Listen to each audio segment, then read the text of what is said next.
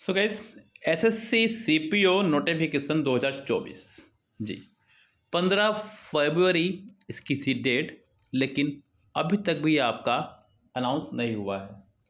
यानी कि आज पूरे 10 दिन ऊपर हो चुके हैं और इसका नोटिफिकेशन जारी नहीं हुआ है।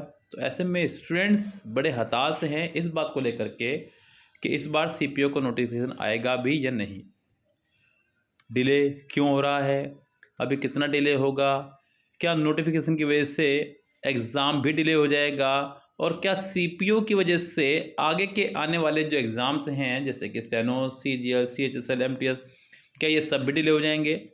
क्या है पूरी की पूरी कहानी गैस, इसको जान लेते हैं आज अच्छे से खूब। अगर आप लोग तैयारी कर रहे हैं सीपीओ 2024 की तो वीडियो को ज़रूर देख लीजिएगा पूरा का पूरा, जिससे कि आप लोगों को एक संतोषजनक जानकारी मिल जाए। यस गैस, चलिए हम लोग शुरू करते हैं अपनी कहानी को यहाँ से। देखिए गैस, सबसे पहले अगर बात करें यहाँ पर डिले होने का कारण क्या है। देखिए, बहुत सारे बच्चों के मन में इसी बात का कयास लगाए जा रहे हैं कि एसएससी का जो है वो एग्ज़ाम जो कराने वाला वेंडर था या डीलर था, जो भी कह लीजिएगा, उसका टाइमिंग ख़त्म हो चुका है। यस, 2018 से इसको शुरू हुआ था, सीपीओ से ही शुरू हुआ था। कमाल की बात तो ये है और सीपीओ पे ही ख़त्म हो रहा है। तो गैस, अब देखिए कमाल की बात ये है कि ऐसा तो नहीं कि हमें पता है, एसएससी को नहीं पता होगा। एसएससी को डेफिनेटली ये बात पता थी, तो एसएससी पहले से इसकी तैयारी में लग गई थी कि नया वेंडर ढूंढा जाए, फिर टीसीएस को ही दिया जाए या फिर बांटा जाए, अलग अलग एग्जाम्स को अलग अलग वेंडर को दिया जाए, फिर ऐसा कर दिया जाए कि कुछ एग्जाम्स एक वेंडर को, कुछ एग्जाम दूसरे वेंडर को दिया जाए। तो इसमें प्लानिंग भी तो पहले से एसएससी लग रही है ना, ऐसा तो है नहीं कि मतलब उसके खत्म होने का इंतजार कर रही थी एसएससी। यस, तो ये कारण एक बहुत बड़ा कारण नहीं मैं कह सकता कि होगा।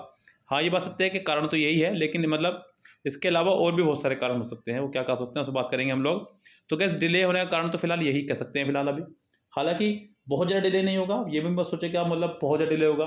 बहुत डिले होता ही चला जाएगा, जल्द ही इस पर कुछ फैसला आ जाएगा, बहुत जल्दी आपके सामने नोटिफिकेशन देखने को मिल जाएगा। अब सवाल ये उठता है कि अभी कितना डिले होगा, इसके बारे में मैंने आपको बता दिया गैस कि बहुत ज़्यादा आप ये मत सोचिए कि मतलब हद से क्या हो सकता है कि हद से 5 मार्च तक आपको नोटिफिकेशन आ जाना चाहिए। कायदे में तो बात यही है, बाकी देखते हैं कि क्या उसका हो सकता है अभी, और ये बाकी एसएससी पूरा कंफर्म करेगी। अब यहाँ पर यह है कि क्या एग्ज़ाम भी लेट होगा। देखिए, एग्ज़ाम लेट कराने का मतलब ये हो जाएगा फिर सारी प्रक्रिया लेट होती चली जाएगी। एग्ज़ाम मुझे नहीं लगता कि लेट होगा, तो इसलिए मतलब जो बच्चे तैयारी कर रहे हैं वो यहाँ से लापरवाही ना ले। कम से कम नोटिफिकेशन लेट होना एसएससी के हाथ में है, मतलब वो उनकी टेंशन है, लेकिन एग्ज़ाम लेट होगा ये आपकी टेंशन है। ध्यान रखना, एग्ज़ाम लेट नहीं होगा इससे लास्ट तक भी, जो ज़्यादा उम्मीद लगाई जा रही है। अगर नोटिफिकेशन बहुत ज़्यादा लेट हो जाता है, लाइक मान लीजिए मार्च में भी नोटिफिकेशन नहीं निकलता है, तो एग्ज़ाम को थोड़ा बहुत आगे बढ़ाया जा सकता है। वो भी बहुत ज़्यादा नहीं बढ़ाया जाएगा, 10 से 15 दिन बढ़ाया जा सकता है, लेकिन एग्ज़ाम्स के टाइम पर होने के चांसेस कम से कम 90% से ऊपर के हैं। तो इसलिए मैं कहूँगा कि अपनी तैयारियों में तल्लीन रहें, लगे रहें। यहाँ ज़रा सी लापरवाही आपको लेकर डूब सकती है, क्योंकि बहुत सारे बच्चे अपनी तरफ से एक स्ट्रेटेजी तैयार कर लेते हैं कि एग्ज़ाम इतने लेट हो जाएगा, उतने लेट हो जाएगा। बिल्कुल नहीं होगा, अपनी तैयारी में लगे रहें साथ साथ। अब इससे सवाल उठता है कि क्या आने वाले एग्ज़ाम्स भी आगे के लेट होंगे? बिल्कुल नहीं होंगे, आगे के एग्ज़ाम्स लेट बिल्कुल भी नहीं हो सकते हैं, क्योंकि सीपीओ का लेट हो रहा है। जब तक इनको वेंडर मिल जाएगा, आगे की डेट तो पहले ही इन्होंने बहुत आगे की सोची हुई है पहले से ही। यस, जब तक वेंडर मिल चुका होगा, और वैसे भी वेंडर के मिलने से नोटिफिकेशन का तो कोई मतलब है नहीं, सिर्फ एग्जाम का मतलब उसका। तो नोटिफिकेशन तो अपने टाइम पर आ ही जाएंगे, एग्जाम की डेट तो बहुत आगे आ गया सबकी। यस, तो जब तक तो कुछ भी दिक्कत नहीं आनी चाहिए इस बारे में लेकर के। तो आप इसको लेकर के बिल्कुल बेफिक्र है कि आगे के एग्जाम लेट होंगे, वो पहले से ही बहुत ज़्यादा लेट है इस बार। तो आपके ये सब काम प्रक्रिया समय पर ही होंगे, क्योंकि एसएससी अगर एक बार ट्रैक से उतर गई तो फिर दिक्कत हो जाएंगी बहुत ज़्यादा, और सभी एग्जाम्स में दिक्कत हो चली जाएंगी। अभी तो जाकर के पटरी चल रही है एसएससी, बहुत अच्छा काम कर रही है पिछले 2-3 सालों से।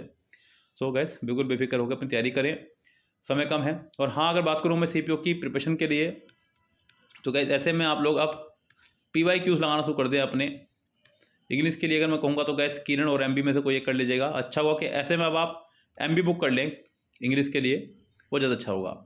यस, MB बुक का 197 सेट वाला वर्जन जो है मार्केट में अवेलेबल, उसको आप पढ़ना शुरू कर दें। बहुत अच्छा वर्जन है वो वाला, उसको कंप्लीट कर लें। एसएससी सीपीओ के सेट भी, और उसके अलावा जो भी सेट्स हैं वो भी कर लीजिएगा, ये कर लीजिएगा। उसके अलावा जीएस की अगर बात करूँ तो गैस यहाँ पर किरण GS 14450 कर लीजिएगा। ये बहुत अच्छा वर्जन है मार्केट में आपके लिए, एसएससी के एग्जाम्स के सभी के लिए। और रीजनिंग के लिए भी किरण से पढ़ लें, कोई दिक्कत नहीं है।